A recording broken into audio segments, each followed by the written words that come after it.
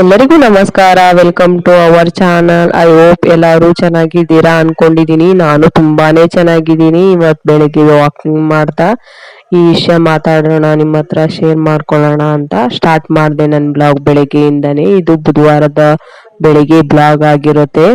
ಇವತ್ತು ಒಂದಷ್ಟು ವಿಷಯಗಳನ್ನ ನಿಮ್ಮ ಹತ್ರ ಶೇರ್ ಮಾಡೋಣ ಅನ್ಕೊಂಡಿದೀನಿ. ಏನಂತ ಅಂದ್ರೆ ವೆಯ್ಟ್ ಲಾಸ್ ಯಾಕೆ ಮಾಡಬೇಕು, ಎಂತಕ್ಕೆ ಮಾಡಬೇಕು ಅನ್ನೋದು ಒಂದು ದೃಢ ನಿರ್ಧಾರ ಆಗಿರ್ಬೇಕು ನಮ್ಮಲ್ಲೇನೇನೆ.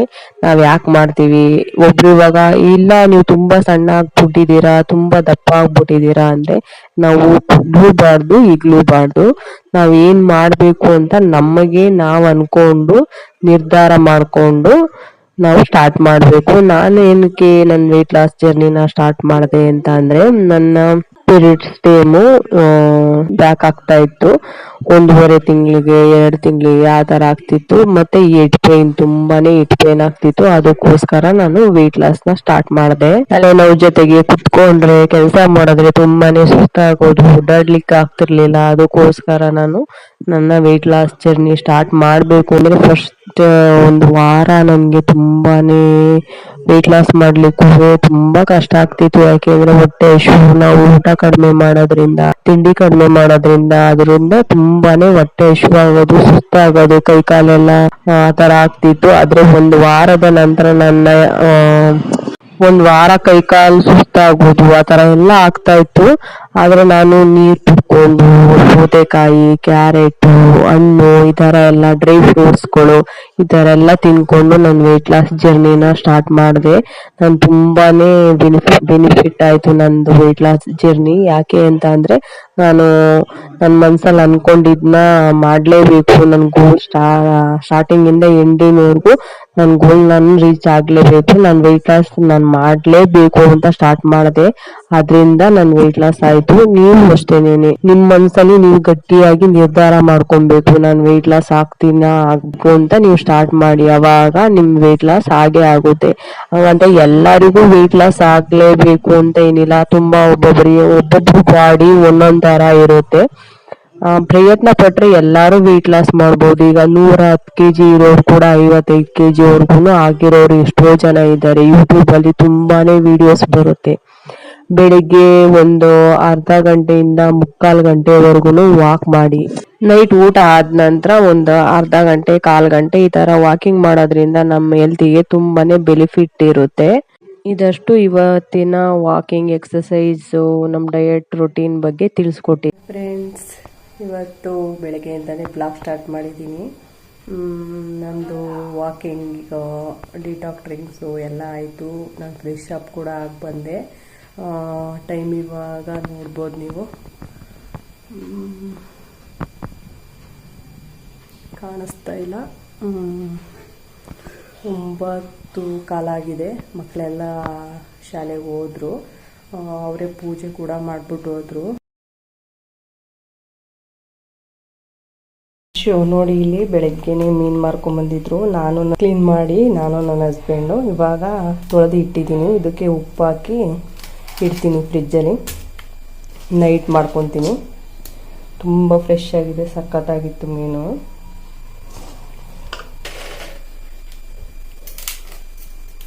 ಉಪ್ಪು ಹಾಕಿಡೋದ್ರಿಂದ ತುಂಬಾ ಟೇಸ್ಟಿಯಾಗಿರುತ್ತೆ. ಉಪ್ಪು ಹಿಡಿಯುತ್ತೆ ಸಾಂಬಾರಿಗಾಗಲಿ ಫ್ರೈಗಾಗಲಿ, ಸಖತ್ತಾಗಿರುತ್ತೆ. ಅದಕ್ಕೆ ಸ್ವಲ್ಪ ಉಪ್ಪು ಹಾಕಿ ಇಟ್ಟಿರ್ತೀನಿ ನಾನು. ನೀವೆಲ್ಲ ಹೇಗೆ ಮಾಡ್ತೀರಾ ಹೇಳಿ, ಕಮೆಂಟ್ ಮಾಡಿ ನನಗೆ. ಇದು ವಾಶ್ ಮಾಡ್ತೀವಲ್ಲ ಅವಾಗೆಲ್ಲ ಹೋಗ್ಬಿಡುತ್ತೆ. ಜಸ್ಟ್ ಹಾಕಿ ಉಪ್ಪು ಹಿಡೀಲಿಕ್ಕೋಸ್ಕರ ಹಾಕೋದಷ್ಟೇನೆ. ಹೆಸ್ರು ಕಾಳು, ಕಡಲೆಕಾಳು ಎಲ್ಲ ಹಾಕಿ ದೋಸೆ ಮಾಡಿದ್ದೆ. 1.5 ದೋಸೆ, ಪಲ್ಯ, ಚಟ್ನಿ ಇದಾಗಿತ್ತು ಇವತ್ತಿನ ನನ್ನ ಬೆಳಗ್ಗಿನ ತಿಂಡಿ. ನಾನೇನು ಅಂದ್ಕೊಂಡಿದ್ದೀನಿ ಅಂದರೆ, ಮನೆಯವರಿಗೆಲ್ಲ ಏನು ತಿಂಡಿ ಮಾಡ್ತೀನೋ ಅದನ್ನೇ ನಾನು ತಿಂದು ನನ್ನ ವೆಯ್ಟ್ ಲಾಸ್ನ ಕಂಪ್ಲೀಟ್ ಮಾಡಬೇಕು ಅಂದ್ಕೊಂಡಿದ್ದೀನಿ. ಹಾಗಾಗಿ ಈ ಥರ ಮಾಡ್ಕೊಂಡಿದ್ದೀನಿ. ತಿಂಡಿ ರೆಡಿಯಾಗಿದೆ ತಿನ್ನಲಿಕ್ಕೆ. ನಾನು ಸಿಂಪಲ್ಲಾಗಿ ಮನೆಯವರಿಗೆಲ್ಲ ಏನು ಮಾಡ್ತೀನೋ ಅದನ್ನೇ ಊಟ ತಿಂಡಿ ತೊಗೊಂಡು ನಾನು ವೆಯ್ಟ್ ಲಾಸ್ನ ಮಾಡ್ಕೊಳ್ಳೋಣ ಅಂತ ಅಂದ್ಕೊಂಡಿದ್ದೀನಿ ಇವತ್ತಿಂದ. ಅದಕ್ಕೆ ಮನೆಯವರಿಗೆಲ್ಲ ಚಟ್ನಿ, ರೊಟ್ಟಿ ಥರನೇ ಇದೆ ಇದು. ಏನೇನು ಹಾಕಿದ್ದೆ ಅಂದರೆ ಇದಕ್ಕೆ ಅಕ್ಕಿ 2 ಲೋಟ, ಸ್ವಲ್ಪ ಹೆಸರು ಕಾಳು, ಕಡಲೆಕಾಳು, ಕಡಲೆಬೇಳೆ ಇದನ್ನೆಲ್ಲ ಹಾಕಿ ನೆನೆ ಹಾಕಿದ್ದೆ ರಾತ್ರಿನೇ. ಬೆಳಿಗ್ಗೆ ಎದ್ದು ರುಬ್ಬಿ ಮಾಡಿರೋ ಅಂಥದ್ದು. ಟೇಸ್ಟ್ ಹೇಗಿದೆ ನೋಡೋಣ, ತಿನ್ಬಿಟ್ಟು ಬೆಳಗಿನ ತಿಂಡಿ.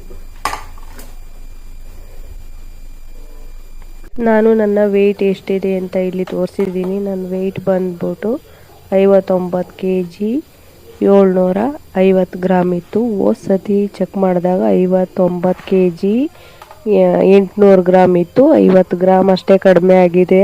ಯಾಕೆಂದರೆ ನಾನು ವಾಕಿಂಗ್ ಎಕ್ಸಸೈಸು ಏನೂ ಮಾಡ್ತಾ ಇರಲಿಲ್ವಲ್ಲ, ಅದಕ್ಕೋಸ್ಕರ.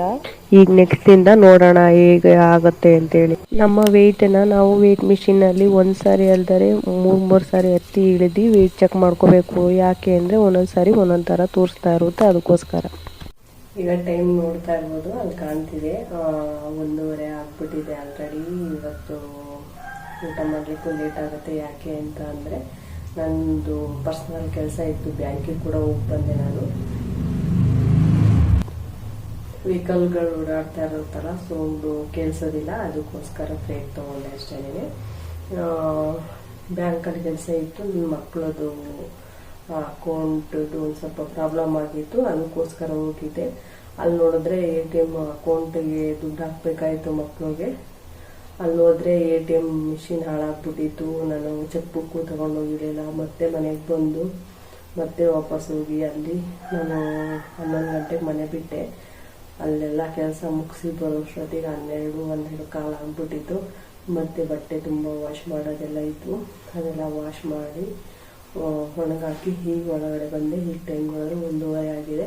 ನಾನು ಸಿರಿಧಾನ್ಯದ ಅಕ್ಕಿ ಹೋಗೋದಕ್ಕಿಂತ ಮುಂಚೆನೇ ನೆನೆಹಾಕೋಗಿದ್ದೆ. ಇಡ್ಲಿಗೆ ನೆನೆಹಾಕಿದ್ದೀನಿ. ನಾಳೆ ಮೀನು ಸಾಂಬಾರು ಅಲ್ವಾ, ನಮ್ಮ ಮನೆಯವರಿಗೆ ಮೀನು ಸಾಂಬಾರಿಗೆ ದೋಸೆ, ಇಡ್ಲಿ ಈ ಥರದ್ದು ಇರಬೇಕು. ಇವತ್ತು ನೀರು ದೋಸೆ ಥರ ಇದೆಲ್ಲ ಮಾಡಿದ್ನಲ್ಲ, ಅದಕ್ಕೆ ಇಡ್ಲಿಗೆ ಹಾಕ್ಬಿಡೋಣ ಅಂತೇಳಿ ಇಡ್ಲಿಗೆ ನೆನೆಹಾಕಿದ್ದೀನಿ. ಇಲ್ಲಿ ಸಾಮೆ ಅಕ್ಕಿ ಬೇಯಲಿಕ್ಕೆ ಹಾಕಿದ್ದೀನಿ. 1:30 ಆಗ್ಬಿಟ್ಟಿದೆ.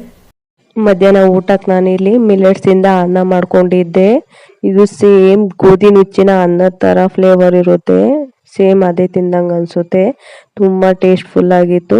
ನಾನು ಆಮೇಲೆ ಜೊತೆಗೆ ಒಂದು ಹಸಿಮೆಣಸಿನಕಾಯಿ, ಅದಕ್ಕೆ ಉಪ್ಪು, ಜೀರಿಗೆ ಹಾಕಿ ಎಣ್ಣೆಲಿ ಫ್ರೈ ಮಾಡ್ಕೊಂಡಿದ್ದು ತುಂಬಾ ಟೇಸ್ಟಿಯಾಗಿತ್ತು. ಜೊತೆಗೆ ಒಂದು ಉಪ್ಪಿನಕಾಯಿ. ಇವತ್ತು ಸಲಾಡ್ ಏನೂ ಇರಲಿಲ್ಲ, ಅದಕ್ಕೋಸ್ಕರ ಅದನ್ನು ತಗೊಂಡಿದ್ದೆ ಅಷ್ಟೇ. ಇವತ್ತಿನ ಮಧ್ಯಾಹ್ನದ ಊಟ ಇದಾಗಿತ್ತು. ನೈಟ್ ಊಟಕ್ಕೆ ನಾನಿಲ್ಲಿ ಮೀನ್ ಫ್ರೈ, ಮುದ್ದೆ, ಸಾರು, ಮೀನಿನ ತಲೆ ಹಾಕೊಂಡಿದ್ದೆ. ಇದಾಗಿತ್ತು ಇವತ್ತಿನ ನನ್ನ ಸಿಂಪಲ್ ನೈಟ್ ಊಟ. ಟೇಸ್ಟ್ ಮಾತ್ರ ಸೂಪರ್ಬ್ ಆಗಿತ್ತು. ಇದಾಗಿತ್ತು ಇವತ್ತಿನ ನೈಟ್ ಊಟ ನಂದು. ಈ ವಿಡಿಯೋ ಇಷ್ಟ ಆದರೆ ಪ್ಲೀಸ್ ಲೈಕ್ ಮಾಡಿ, ಶೇರ್ ಮಾಡಿ, ಸಬ್ಸ್ಕ್ರೈಬ್ ಮಾಡಿಕೊಂಡು ವಿಡಿಯೋ ನೋಡಿ. ಈ ವಿಡಿಯೋ ನೋಡಿದ್ದಕ್ಕಾಗಿ ಧನ್ಯವಾದಗಳು.